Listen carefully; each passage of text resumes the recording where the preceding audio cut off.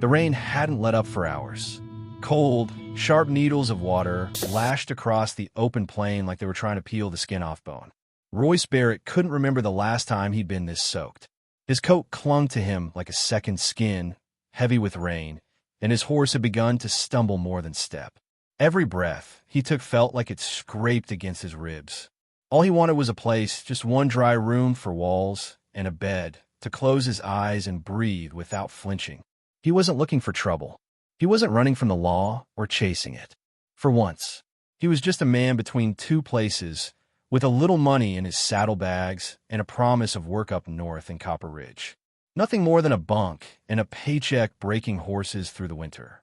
It wasn't much, but it was enough. That dream had kept him moving, even as his body begged him to stop. But dreams don't mean much when the sky's turning black and the dirt beneath your boots has turned to sludge. The light caught his eye first. Dim, yellow, and wavering like it didn't want to be seen. Royce pulled on the reins. His horse, grateful, slowed near the edge of the muddy path. A sagging sign dangled above a weather-worn porch, Magnolia's Rest. The paint was almost gone, the name barely visible under the grime and time. But to Royce, it looked like a miracle. Shelter, warmth, maybe even food if he was lucky.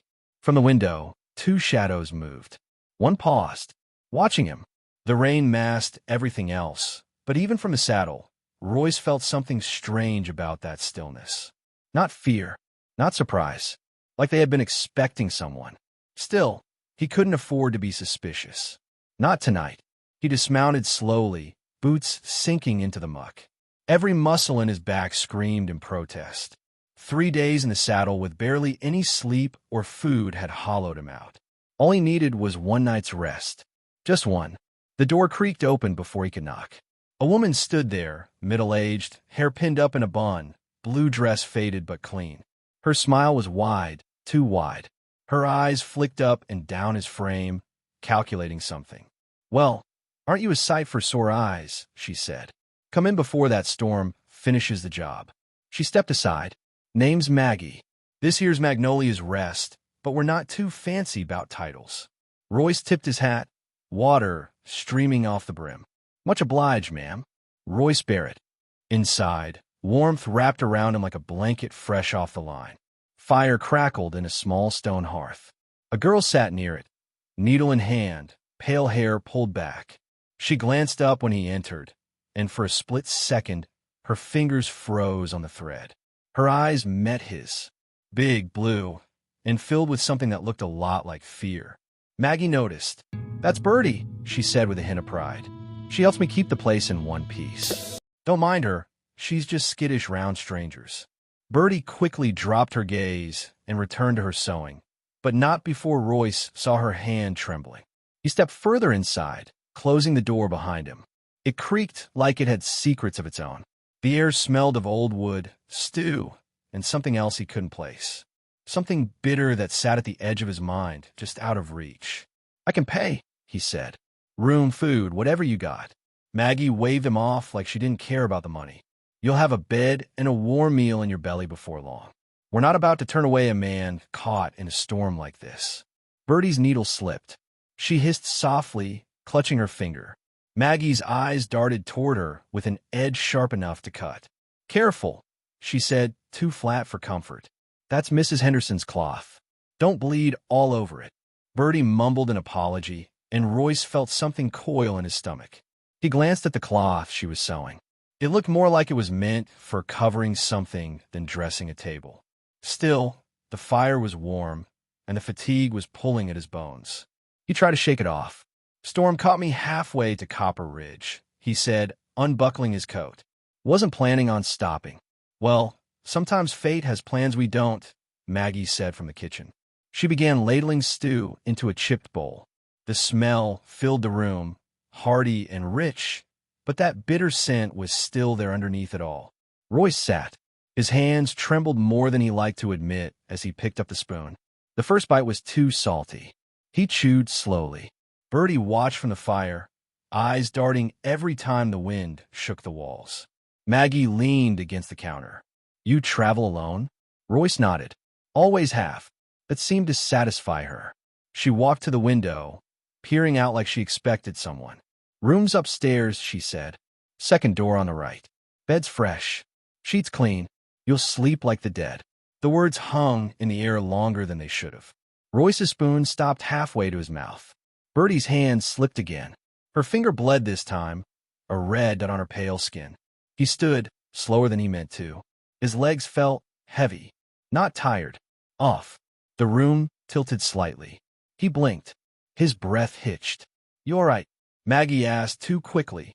"Yeah," he said. "Just a ride catching up with me." Bertie didn't look up, but Royce noticed her shoulders tense. She had stopped sewing entirely now. He grabbed the banister to steady himself, the steps groaning underfoot. His vision blurred. Thoughts tangled. This wasn't just exhaustion. He'd felt this before, in a mining camp outside Colorado Springs. That time, the whiskey had been spiked. His fingers clenched the railing tighter. Something was wrong. The second door on the right opened to a room too clean for a place that rarely saw visitors. Wash basin gleamed. Bed tucked tight. Royce stumbled toward it, but something in him refused to sit. He dropped to one knee and looked under the bed. That's when he saw it. A knife. Bone handle. Carvings on the grip. And he'd seen it before.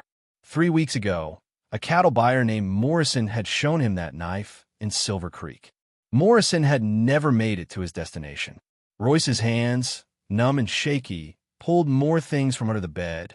Leather gloves, a pocket watch, a pouch of coins. They hadn't even bothered to hide them well. Downstairs, the murmurs stopped. Boots hit the porch. Not just one set. Royce's pulse spiked. His hand moved to his saddlebag. He fumbled, almost dropped it, then found what he needed, a badge. United States Marshal. He'd found them. But now they'd found him too. Royce could barely hold the badge in his hand. His fingers felt thick, heavy. The drug was working fast, but not fast enough to knock him out completely. He had spent years building a resistance to poisons and sleeping powders, just in case a job ever went bad. That training was now the only thing keeping him awake. He pushed himself up, using the wall to stay steady. Every step felt like he was walking through water. He reached for his gun and checked the chamber. Still loaded. But could he shoot straight? That was another matter. His head was spinning, and the floor tilted under his feet. He moved to the window. Rain poured outside, turning the ground below to deep, sticky mud. He could hear voices downstairs now, men's voices. They were laughing, talking low, planning. "Big fella, huh?" said one. "Yeah," replied another. "Maggie said he's carrying a decent load. Should be worth our time." Royce's jaw clenched. So they were waiting for him to fall asleep. Then they'd come up, tie him up, maybe worse. He listened harder. "Found close to 200 in his bags," Maggie said, her tone sharp and cold now. The friendly smile was gone from her voice. "That's a good night's work. What about the girl?" one of the men asked. She looked nervous. "Nearly stabbed herself with that damn needle." "She'll keep quiet," Maggie answered quickly. "She remembers what happened to the last one who made noise." Royce felt a cold chill go through him. There had been others. Many others. Travelers who stopped for the night and never left. He gripped his gun tighter. He wasn't going to be one of them. He stepped back from the window and searched the room again. Behind the wash basin, he found a small leather pouch. Inside were more coins and a ring with dried blood on it. This was no accident. This place wasn't just a trap. It was part of something bigger. Maggie and her people had been doing this for a long time. Then he heard the footsteps on the stairs. Slow, heavy. 1, 2, 3 men. He moved quickly behind the door, gun raised. His hand trembled, but he locked his elbow to steady it. The doorknob turned. Light from a lantern spilled into the room. A large man stepped in, rope in one hand. He didn't get to speak. Royce slammed the gun down on his head with all the strength he had left. The man dropped, the lantern crashing to the floor. Oil spilled. Flames jumped. The fire caught fast. Old wood, dry cloth. Heat filled the room. "Get him!" someone shouted from the hall. Voices shouted. Boots pounded the stairs. The house was about to burn, and fast. Royce dropped to his knees, trying to crawl. The heat was rising quickly. Smoke burned his throat. He dragged himself toward the window, coughing hard. The flames were spreading, bed, floor, curtains. All burning. The window latch was hot. He forced it open, cold air and rain rushing in. He took a deep breath. Behind him, the room exploded in orange light. Someone screamed downstairs. "He's at the window," a woman yelled. "Don't let him get away." Royce was halfway through the frame when he heard it, crying. A woman's voice, not Maggie's. Younger. Softer. "Please," she cried. "I didn't want this. They're holding my sister." Royce froze. Bertie. She wasn't part of it. She wasn't helping them willingly. She was being used, forced. Her nervous looks, the shaking hands, the way she flinched when Maggie snapped at her. It all made sense now. But Royce had no time to think. Behind him, the flames had reached the ceiling. A beam cracked and fell, hitting the floor with a loud crash. He had no choice. He climbed out the window and dropped onto the porch roof. It groaned under his weight, then gave out. He crashed hard in the mud below, pain shooting through his side and shoulder. He gasped, rain washing over him. The fire above roared, and the house lit up the night sky like a torch. Men were shouting. Gunshots cracked. Someone had seen him. Royce rolled behind a water barrel, heart pounding. The mud sucked at his boots as he tried to crawl to better cover. Another shot whistled past, hitting the barrel. Wood splintered. He returned fire, missed. But it gave him time to move behind a pile of wood near the barn. From there, he could see the back of the house. Maggie was dragging Bertie away, toward the horses. Bertie was struggling, fighting. "Stop moving," Maggie yelled, hitting her across the face. Even from a distance, Royce could see Bertie drop to her knees in the mud. More men were shouting. The fire had jumped to the barn. The entire place was falling apart. Smoke filled the air, and still, Bertie was fighting. Royce pushed himself to his feet and moved through the smoke. His vision was clearer now. The pain and cold rain were helping to clear the last of the drug from his system. He had one chance. Another man appeared from the side, rifle raised. Royce didn't think. He fired. The man dropped. He kept moving. He had to reach Bertie. She was the key to all of this. He rounded the storage shed just as Maggie was forcing Bertie toward a horse. "Federal Marshal," Royce shouted. "Step away from her." Maggie turned, fury in her eyes. "You don't understand," she screamed. "This operation feeds families across 3 territories." But Bertie, no Ruth, stepped forward. Her voice was clear and strong. "She's lying." Royce kept his gun raised, unsure of what to expect next. The fire behind him burned brighter, casting sharp shadows across the mud and smoke. Maggie's hand twitched near her apron, like she was about to reach for something. But it wasn't her words that stopped him, it was Bertie. "No, not Bertie. My name is Ruth Caldwell," she said, pulling something from inside her dress. It was a badge, identical to Royce's. "Deputy U.S. Marshal. I've been undercover here for 2 months." Royce stared at her, heart pounding. Everything he thought he knew about her shifted in a second. The scared glances, the shaking hands, the quiet looks. None of it was real. Or maybe it was, but it had been part of the job. He started, but the words didn't come. "I couldn't break cover," Ruth said quickly, her voice steady despite the chaos. "Not until I had enough proof to bring them all down. I tried to warn you, but they were watching me every second." Maggie's face turned pale. Her eyes darted between the 2 marshals, and in that moment, Royce saw real fear in her. She had been the one in control all night. Now the power was slipping.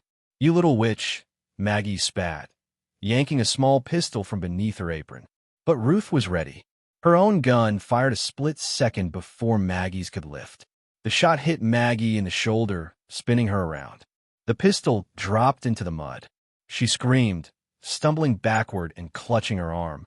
Behind Royce, he heard boots splashing through water. One last man from Maggie's crew had been hiding in the smoke. Rifle raised, aiming to take them both out.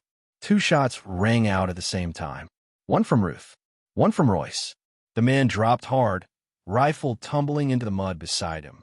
Silence fell, broken only by the roar of fire and the crack of collapsing wood. The house was nearly gone now.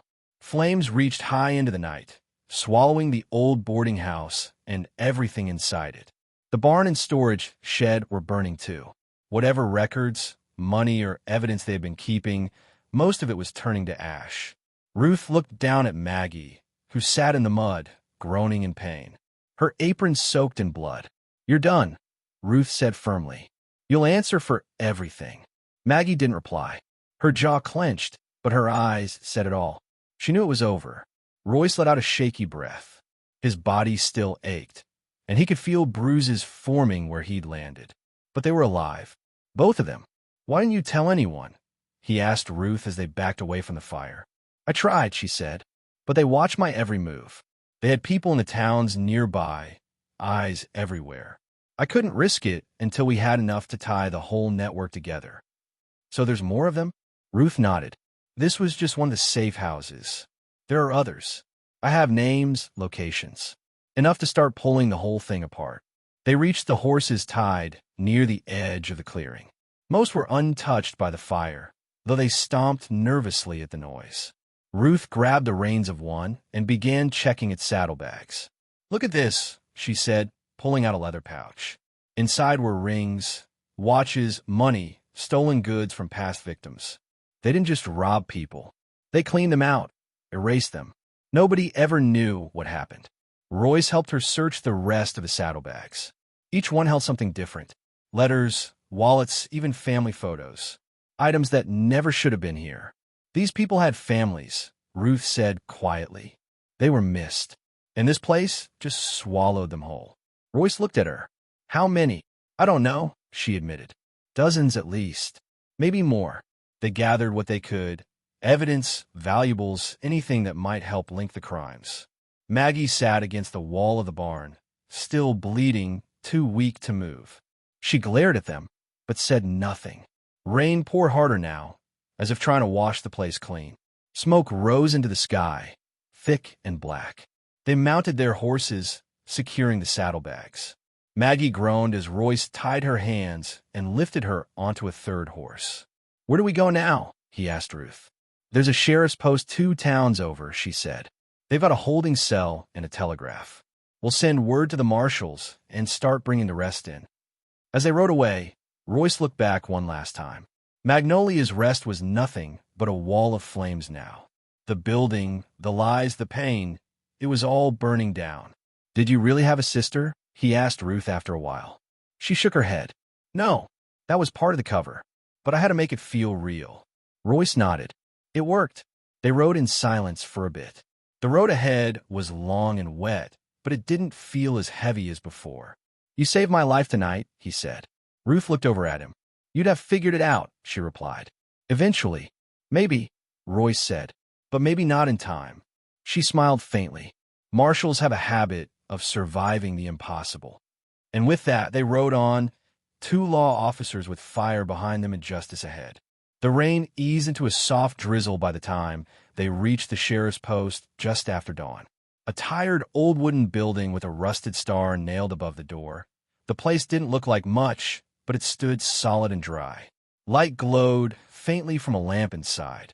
Royce dismounted with a heavy groan, every muscle in his body aching from the night before. Ruth was quiet as she helped him untie Maggie from the saddle. The older woman's face was pale, lips pressed tight in pain, but she didn't say a word. The sheriff, a lean man with gray in his beard and a scar on his jaw, stepped outside when he heard the horses. He looked them up and down, then squinted at Maggie. "Well, hell," he muttered. "Didn't think I'd live to see her in irons." "You know her?" Royce asked. "Everyone around here knows Maggie LeClaire," the sheriff said. "Runs one of the most respectable homes in the territory. Disappearing guests were always just rumors. No proof." "Well," Ruth said, pulling out a soak badge and a leather pouch filled with stolen goods, "now there's proof." They brought Maggie inside and locked her in a single cell. The sheriff gave her a long look, then turned back to Royce and Ruth. "You folks better come in, dry off. We'll wire the district marshal. He'll want to hear this himself." Inside, the office smelled of old tobacco and wetwood. Royce peeled off his coat and dropped into a chair by the stove.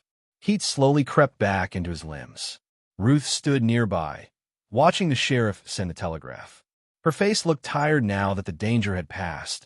More real, less like the mask she'd worn back at the house. 2 months, you said?" Royce asked quietly. She nodded. 2 months pretending to be scared, small, helpless.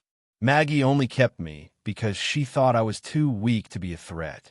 That's how she works, keeps people off balance, makes them feel safe right before the knife goes in. You did good. I let people die before I could act. You stayed alive long enough to stop it. That earned a small nod from her. No pride, just understanding. The sheriff finished sending the wire. They'll be here by morning. I'll let you use the bunks out back, and I'll keep an eye on her. Royce looked over at Maggie, who sat silently in her cell, her eyes watching everything. She looked smaller now. Not physically, but the power was gone. She didn't speak, didn't argue. Just stared like she was waiting for something that would never come.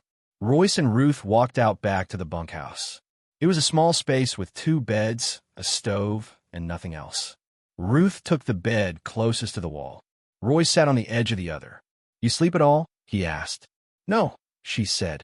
Not since the fire. He nodded. Same. They sat in silence for a while. The only sound the slow drip of rain off the roof and the creak of the wind through the boards. Finally, Royce spoke again. You really had me fooled, you know. Thought you were just another scared girl caught in the wrong place. That's what I wanted you to think. Yeah, well, I should have seen it sooner. I needed you to believe it, Ruth said, softer now. If you didn't, they wouldn't have either. You made them drop their guard. He looked over at her. So what happens to you now? Back to writing solo missions. She shook her head. Not this time. There's more to clean up. Maggie's network stretches wider than I thought. It wasn't just one house. There's a ranch outside Darrington, a relay station near the canyon. We found papers in her saddlebag. Names, maps, draw points. I'm going to track them. Alone. She shrugged. Unless you're offering backup. Royce gave a dry chuckle. Last time I offered to stay somewhere for one night, I got drugged, nearly shot, and lit on fire. Ruth gave a faint smile. Still here, though. He looked at her for a moment longer, then nodded. Yeah, still here. They turned out the lamp and tried to rest. Sleep didn't come easy, not with the night still fresh in their minds. But something had shifted. Not just the end of Maggie's reign, but something between the 2 marshals. A trust built through fire and blood, the kind that didn't come easy. By mid-morning, riders from the district office arrived. 3 men with badges and strong hands. Maggie was taken away in chains, head lowered but still silent. She never spoke a word, even as they loaded her into the wagon. Maybe she knew the weight of what was coming. Maybe she thought there was still a way out. Ruth handed over the evidence they'd recovered. She gave her report, crisp and clear. The lead marshal, a gruff man named Turner, looked her over when she was done. You want lead on the follow-up? He asked. Ruth nodded. Yes, sir. Turner looked at Royce. You? Royce hesitated for just a second. Yeah, I'm in. They watched the wagon disappear down the road, carrying Maggie and the ashes of Magnolia's rest with it. Ruth turned to Royce. You still want a place to sleep? He gave a dry smile. Depends on who's running the kitchen. She laughed, the first real laugh he'd heard from her. And with that, they mounted up and turned their horses east toward Darrington, toward the next piece of the puzzle. Whatever lay ahead, they would face it together. The ride to Darrington was long and cold, the air thick with the scent of wet pine and distant storm. Royce and Ruth rode in silence for most of it, their minds turning over the same question again and again. How deep did Maggie's web go? By the time they reached the outskirts of the small town, the sun was starting to set behind the hills, painting the sky in dark orange. Darrington was nothing more than a stretch of dusty road, a few shops, a saloon, a church, and a blacksmith shed. But about 2 miles out, nestled between tall cedar trees, stood a large ranch house with a broken fence line and cattle that didn't belong to any nearby registry. That was their destination. This is it, Ruth said, slowing her horse. According to Maggie's papers, this place was used to launder stolen cattle and move supplies. But I think it's more than that. Royce scanned the area. Smoke rose from the chimney. A man was chopping wood near the barn. 2 more stood on the porch, rifles in their arms, leaning casually but with purpose. They were guarding something or someone. We going in loud or soft? Royce asked, adjusting his saddlebag. Ruth glanced at him. Soft. Let's see what we're dealing with first. They left the horses tied just beyond the tree line and approached on foot, keeping low. Royce noticed something strange the closer they got. There were no women, no children, just rough-looking men, all armed. One stood watch near the rear of the house with a spyglass, scanning the tree line. "These aren't ranch hands," Ruth whispered. "This is a holdout." Royce nodded. "Looks military, or at least trained." They circled to the south side and waited behind a stack of hay bales. From there, they had a clear view into a window. Inside, maps covered the walls. There were crates stacked along the floor, some marked with army symbols, others with nothing at all. Just then, a door opened. A man in a clean brown coat stepped out. Tall, thin, with gray at the temples and a scar running across his chin. He looked calm, too calm. Ruth inhaled sharply. "That's Elijah Maddox." "Who?" Royce whispered. "Ex-Confederate intelligence. Turned mercenary after the war. Vanished 5 years ago. Rumored to run high-level smuggling rings and kill anyone who gets too close." Royce looked again. Maddox was talking to the men on the porch, calm and direct. They listened like soldiers. This wasn't just a crew, this was a command post. Ruth reached into her coat and pulled out a folded piece of paper, the same one they'd found in Maggie's saddlebag. It had names and locations scribbled on it. "He's the last name circled. This ranch is the final link." Royce looked at her. "Then we end it here." They waited until dark. At midnight, the guards started shifting their posts. The man with the spyglass moved indoors. 2 others went to the barn. That left just one near the back porch. Royce moved first, silent as a ghost, creeping through the grass. He reached the porch, stepped up behind the guard, and struck fast, just hard enough to knock him out cold. No noise, no alarm. Ruth slipped in right after him. Inside the house, the air smelled of oil and ink. A lantern burned low on the table. Crates lined the hallway. Royce motioned to the stairs. Voices were coming from upstairs. Ruth nodded. They crept upward, every board threatening to betray them. At the top, they found Maddox in a room with 3 other men. He stood at the head of a table, gesturing to a map of the Western Territories. "We move the cargo through Bitter Hollow by Friday," he said. "The wagons will ride under the merchant company's banner. No one will question it." "Won't the law catch wind?" one of the men asked. Maddox gave a cold smile. "The law's busy chasing ghosts in burn houses. We'll be long gone before they even get a whiff." That was enough. Roy stepped into the doorway, gun raised.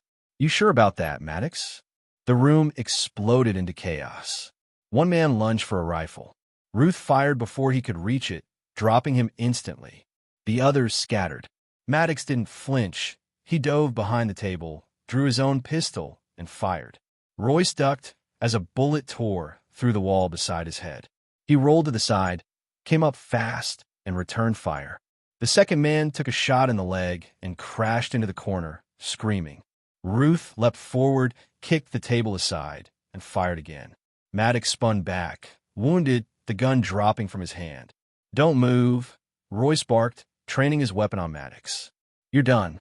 But Maddox just smiled, blood trailing from his mouth. "You don't even know what this is really about." Ruth stepped closer. "Then tell us." Maddox's smile twisted. "Maggie was just a pawn. You think you stopped something? This is just the arm of a much bigger beast."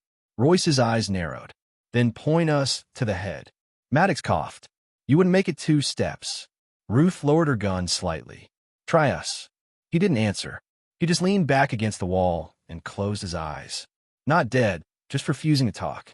Royce and Ruth secured the others, tied them with ropes from the barn, and searched the rest of the house. What they found turned their stomachs. Ledgers, codes, letters from powerful men in clean suits who worked far from the dirt and mud of these hideouts. People in banks, stagecoach companies, even one name tied to a judge in Denver. This wasn't a gang, Royce said quietly. This was a system. Ruth folded the ledgers and stuffed them into her saddlebag. "Then we tear the whole system down." They burned the ranch at dawn, after the evidence was secured and the prisoners bound. Smoke rose into the sky once again. Royce watched it without speaking. "You okay?" Ruth asked. He shook his head. "No, but I will be." As they mounted their horses, Ruth looked over at him. "Still want a place to sleep?" He gave a tired smile. "Maybe. but not until we finish what we started. And so they rode again, into deeper trouble, bigger names, and a truth uglier than they'd ever imagined. The days that followed were hard and quiet. Ruth and Royce rode east, toward the town of Wayridge, following names and symbols from the ledgers they'd taken from Maddox's ranch. The deeper they went, the less it felt like they were hunting criminals, and more like they were peeling back layers of a world that had always been dirty, just better at hiding it. Wayridge was bigger than Darrington, bustling, respectable on the outside. It had brick buildings, railroads, a courthouse. The kind of place where men wore ties in the morning and tipped their hats to women they didn't respect. Royce hated towns like this. They looked safe, felt calm. But under that calm was always something sharp. Ruth felt it too. She walked with her hand near her sidearm, even when no one looked twice at her. The name on the last page of Maggie's ledger was circled twice. Elsie Harland. No address, just Wayridge, and a strange symbol beside it, a compass split in four. They started asking quiet questions. Royce went to the saloons, listened to the poker games, watched who paid whom. Ruth tracked business records, shipping manifests, anything tied to the symbol. It wasn't long before a pattern started to show. Land was being bought under fake names. Shipments came in through the freight yard, unloaded before sunrise. Farmers disappeared after refusing to sell their land. And all of it, every deal, every missing name, tied back to a company called Northgate Holdings. "That's our beast," Ruth said one night as they sat in a dim corner of a boarding house, looking over stolen documents. Elsie Harland is the director, but he's more than that. He's the one pulling the strings, through Maggie, through Maddox, through a dozen others we never even saw. Royce tapped the paper, and Northgate's funding all of it. Gun runners, smuggling, land grabs. It's not about greed. It's about control. Exactly. She looked up.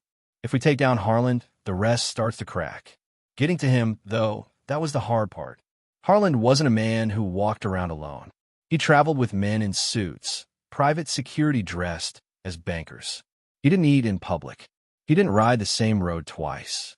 But he did have a private meeting scheduled at the top floor of the Wayridge courthouse, just 3 days away. Ruth found it by bribing a clerk who didn't ask too many questions. Harland would be meeting with a circuit judge and 2 men from the regional bank. "This is it," Ruth said. "If we get him talking, record it, even catch one confession, we don't just arrest him. We collapse everything he built." Royce leaned back, arms crossed. "We'll never get in through the front." "No," she said. "We go in through the fire stair." They spent the next 2 days watching the building, learning the timing of the guards, memorizing the paths. At night, Ruth pieced together a badge stolen from Maddox's men and changed the stitching to match Northgate's uniform. Royce cleaned and oiled his gun until it gleamed like silver. They didn't talk much, just planned, just waited. When the day came, they dressed the part. Royce wore a long coat and carried a forged shipment log. Ruth was in a clean gray vest, a ledger under her arm. She walked like she belonged there. No one questioned her as she moved through the freight entrance. Royce circled around to the side alley where the fire stair rose behind the courthouse. The wind was sharp. Clouds gathered overhead. Royce climbed steadily, heart-pounding, boots scraping steel. At the 3rd floor, he paused, catching his breath. Ruth was already inside, making her way up from within, blending in with the clerks. They met outside the top-floor hallway, just behind a stack of crates. The meeting room was ahead, door closed. Voices echoed faintly from inside. Royce pulled out the small recording device, military grade. Ruth had said. "Tiny. Powerful. Ready?" he asked. She nodded once. "Let's end this." They stepped forward and opened the door. Inside, the room was polished and warm. A long table sat beneath a chandelier. 3 men sat at the far end, one in robes, one with a cigar, and at the head, a man with white hair, a velvet coat, and eyes like ice. Elsie Harland. He didn't look surprised. Didn't even flinch. "Ah," he said smoothly. "I was wondering when you'd find me." Royce raised the gun, hands on the table. Harland didn't move. Instead, he waved the other 2 men back. "Gentlemen, give us the room." The judge stood, clearly rattled. The banker looked too pale to speak. They shuffled out quickly, leaving only Harland and the two marshals. "You think you found the source," Harland said, voice calm. "But you're still playing checkers. This," he tapped the table, "is just one board. You ran Magnolia's Rest," Ruth snapped. "You used women, broke families, murdered for silence." He smiled. "And your point?" Roy stepped forward, pistol still trained. "You're done." "No," Harlan leaned back. "You're done. You just don't know it yet." A click echoed behind them. Two guards stepped into the doorway, rifles raised. Royce turned, ready to fire, but Ruth shouted, "Don't shoot." She reached into her vest and pulled out a badge. A real one. The guards froze. "Federal," she said. "Section 12.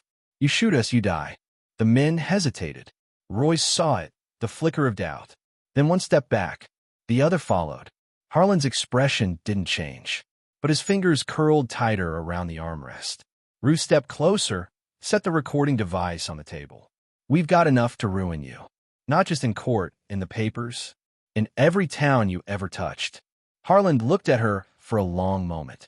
"You think exposure matters?" he said. "The system doesn't care. It protects its own." "Not this time," Royce said. "This time we light it on fire." Outside, more lawmen stormed in, Turner among them, flanked by district marshals. They had warrants, documents, and guns. Harland was arrested quietly, but his eyes stayed cold. As they let him out, he turned once to Ruth. "You didn't beat me. You just delayed the storm." She didn't blink. "Then I'll be ready when it comes." And for the first time, his eyes flickered, just a bit. The courtroom was packed. People filled every seat. Some stood in the back, hats in hand, sweat on their brows. Word had spread fast. A powerful man was finally on trial, and folks from miles around had come to watch. They whispered to each other, some excited, some scared. After all, men like Harlan didn't go down easy. Roy stood near the back of the room, arms crossed, watching the judge call order. Ruth sat at the front beside the district attorney. She didn't say much. She didn't have to. Her presence alone said enough, that this wasn't about revenge. It was about truth. Harlan sat calmly, hands folded, his suit perfect, his hair combed. He didn't look like a criminal. He looked like a senator. That was the danger. People like him always looked clean, right up until the truth spilled out. The district attorney began listing the charges: smuggling, fraud, illegal land seizures, conspiracy, murder. Royce noticed Harlan didn't blink. But when the recording was played, the one from the courthouse, Harlan's jaw tightened. Everyone heard it. His voice, clear and cold, saying, "You think exposure matters? The system doesn't care. It protects its own." The room was silent. Even the judge leaned forward slightly. The prosecutor let it hang in the air for a moment, then said, "That's the voice of a man who thinks he's above the law. A man who ran an empire of fear from behind closed doors." Harlan's lawyer stood, tried to argue it was fake, twisted, taken out of context. But the evidence was too much. The ledgers, the names, the bodies. One by one, the witnesses came forward. A rancher whose land was stolen. A mother who lost her daughter at Magnolia's Rest. Even an ex-guard from Darrington who turned state's witness, shaking as he described the punishments Maggie handed down on orders from above. All roads led back to Harlan. But the trial was only part of the fight. That night, after court adjourned, Ruth and Royce sat on the steps outside, looking at the stars. The air was cool, quiet. "We did it," Royce said softly. Ruth didn't answer right away. She looked up at the sky. "No, we just pulled back the curtain. There's more behind it." Royce nodded. "You scare every day." She smiled faintly. "But I'd be more scared doing nothing." Royce leaned back on his elbows. "I came to that ranch just looking for a place to sleep. I didn't know I'd end up here, uncovering all this, losing people, changing." Ruth looked at him. "You're not the same man you were." "I hope not." The town slowly started to change. After Harlan's arrest, investigations opened across the state. Crooked bankers, land agents, judges, they all began to fall. Some ran. Some begged. A few disappeared before they could be caught. But enough were taken down to shake the roots of the system. Magnolia's Rest was torn down. In its place, a shelter opened for women and girls, run by a group of survivors. The name on the front read, "Maggie's Promise." Ruth made sure of it. Roy stayed in town a while, helped rebuild fences, trained new marshals, taught the younger ones to see the signs he'd missed before. He never won a badge again, but he made sure the right people wore theirs. Ruth kept writing. She worked cases, exposed more rings, stayed a step ahead of danger. Sometimes she'd send a letter. Sometimes she'd just show up, dusty and tired, and share coffee on Royce's porch. One evening, months later, as the sun dipped low and turned the sky golden, Royce asked her, "You ever think about stopping?" She looked at him. "Stopping what?" "This." He gestured around. "Fighting, running, digging." She was quiet a long time, then said, "If people like us stop, who's left?" Royce nodded. "Then I guess we ride till the job's done." She smiled. "That's the plan." They didn't speak for a while after that. Just watched the horizon. The wind moved gently through the trees. The world was still broken, but it was less broken than before. Moral lesson: evil doesn't always wear a mask or raise a weapon. Sometimes it signs papers and smiles in public. But truth, even in small hands, has the power to burn down lies. And justice isn't about revenge. It's about courage. The courage to stand up when it's easier to walk away. The courage to fight for those who can't. Even if it starts with just a tired rancher looking for a place to sleep.